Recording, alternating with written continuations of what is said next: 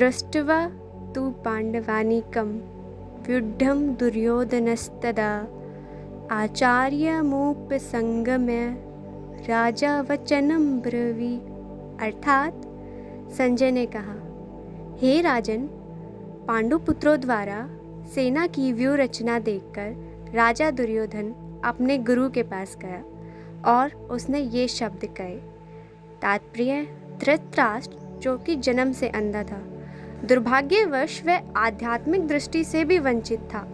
वह यह भी जानता था कि उसी के समान उसी के पुत्र धर्म के मामले में अंधे हैं और उसे विश्वास था कि ये पांडवों के साथ कभी भी समझौता नहीं कर पाएंगे, क्योंकि पांचों पांडव जन्म से ही पवित्र थे।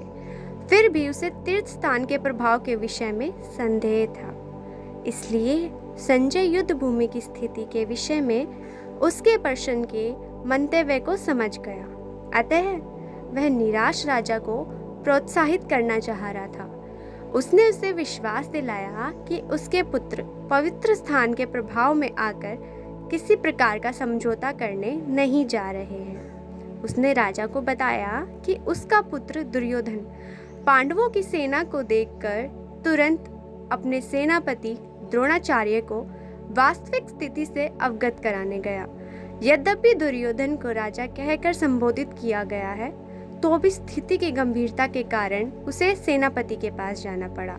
अतः दुर्योधन राजनीतिक बनने के लिए सर्वथा उपयुक्त था, किंतु जब उसने पांडवों की व्यूह रचना देखी तो उसका कूटनीतिक व्यवहार उसके भय को ना छिपा पाया।